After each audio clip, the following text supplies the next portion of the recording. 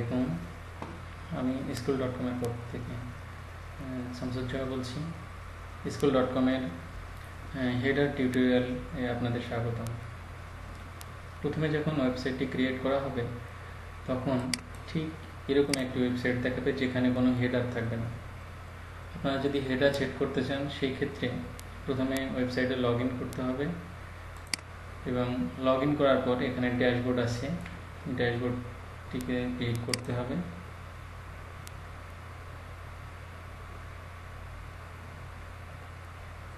Dashboard click করার পরে এখানে এডিট সাইডে যেতে হবে।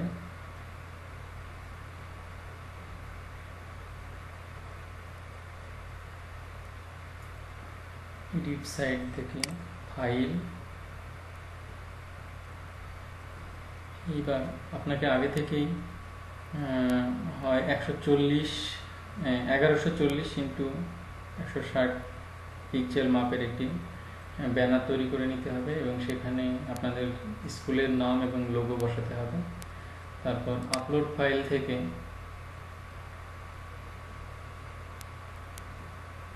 আপনাদের কাঙ্ক্ষিত যে ব্যানারটি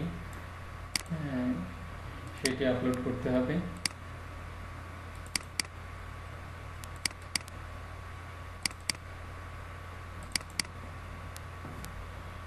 দেখুন,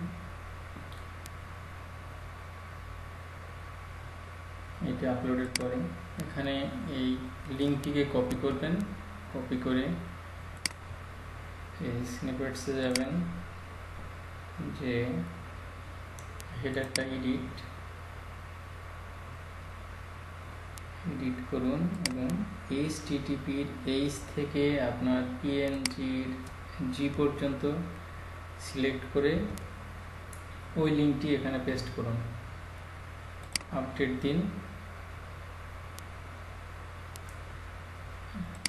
এবার দেখুন যে এখানে ব্যানারটি চলে আসছে। এইভাবে আপনাদের ওয়েবসাইটের হেডার চেঞ্জ করতে পারবেন। এবং দেখুন এখানে দুইটি অপশন আছে, একটি হলো আপনার বড় স্ক্রিনের জন্য, আরেকটি হলো মোবাইলের জন্য। মোবাইলে আপনি ইচ্ছে করলে শুধুমাত্র লোগো দিতে পারবেন। দেখুন, আমরা লোগো আপলোড করি এবং লোগোটির লিঙ্ক কপি করে